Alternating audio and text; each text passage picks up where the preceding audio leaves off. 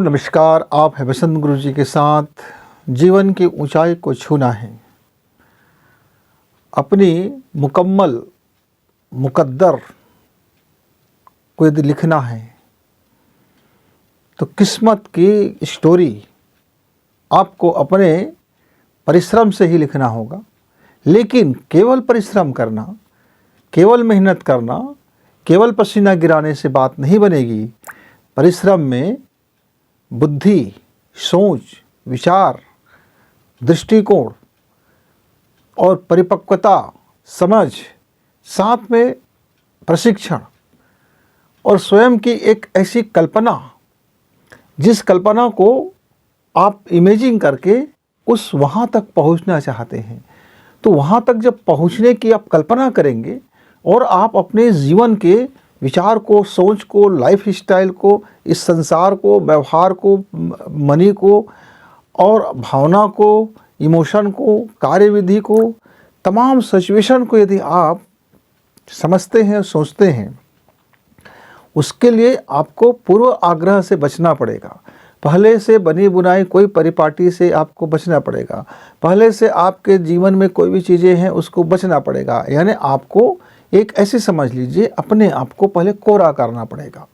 अपने जितने भी ब्लैक बोर्ड में या स्लेट में या पुस्तकों में या कापियों में जो हमने बचपन से अपनी मान्यताएं लिख छोड़ा है, अपने विश्वास का, ये मुझको होगा तो मुझे विश्वास होगा, यानी एक हमने लकीर खींचा है, एक हम अपने पैरामीटर बना लिए हैं, एक हम अब बना लिए हैं कि ऐसा यदि मेरे साथ होगा तो ऐसा होगा। जैसे मैं किसी व्यक्ति के पास बैठूंगा और मुझको यदि बहुत अच्छा महसूस होगा तो व्यक्ति मेरे लिए अच्छा होगा, लेकिन मुझको कोई महसूस नहीं होगा तो वो मेरे लिए अच्छा नहीं होगा।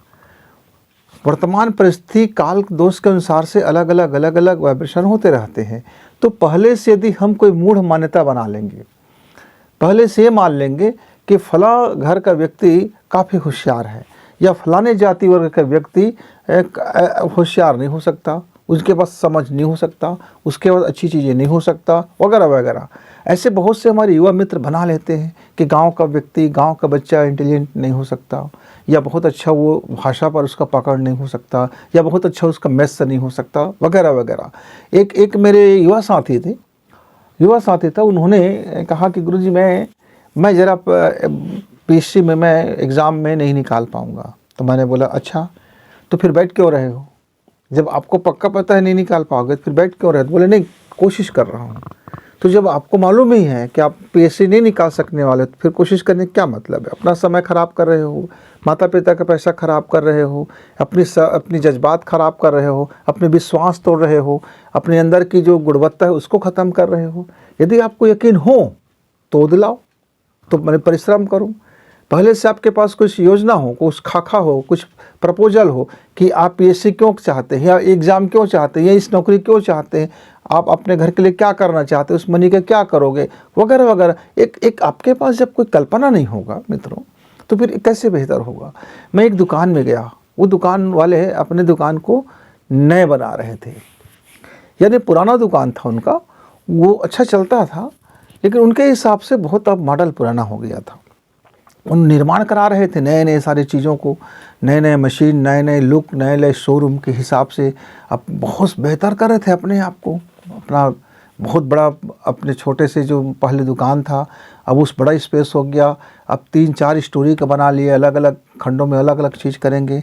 तो मैंने पूछा भाई आप अपने इस व्यवसाय को जो बेहतर चल रहा था अब उसको अभी अपने दूसरे जगह होल्ड कर दिया है और अभी आप इसको बनवा रहे हो? तो बोले हाँ गुरुजी, अब मैं इसको ना आजकल के आधुनिक बाज़ार के अनुसार से लोगों की डिमांड, लोगों की रुचि, किस तरह से लोग आते हैं, तो क्या क्या उनको चाहिए, तो अलग अलग उसके स्टाइल में अब मैंने इसको बनवाने की तैयारी चल रहा है। यानी एक पूरी कल्पना बताया उन्होंने, इतनी शानदार कल्पना बताया और कहा कि ये कल्पना को मूर्त रूप देने के लिए मैंने अच्छे आर्किटेक्ट हायर किया है और ऐसे डिज़ाइनर हायर किया है, इंटीरियर डिज़ाइनर हायर किया है और विशेषज्ञों को हायर किया है, और मैंने इसके पीछे काफ़ी धन लगाया है।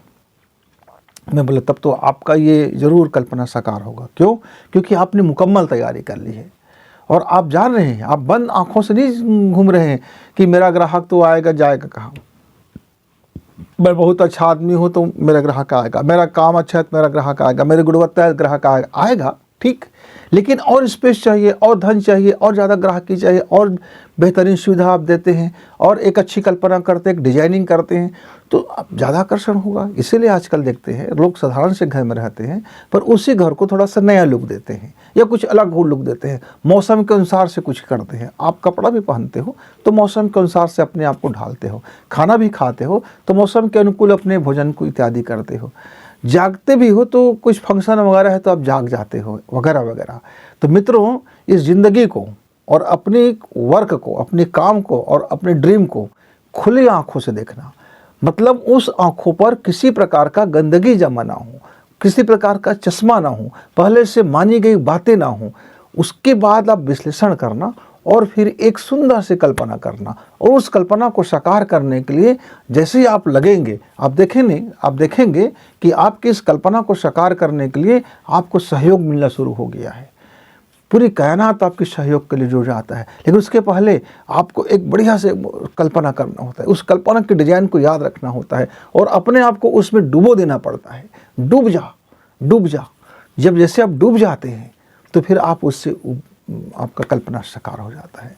तो मित्रों, जब तक आप खुली आंखों से ध्यान करें, विचार करें, सोचें समझें जीवन को और अपनी कल्पना करें कि आप क्या बनने वाले हो, क्या होने वाले हो, क्या चाहते हैं अपने जीवन में, तब तक गुरु जी को विदा। नमस्कार, धन्यवाद।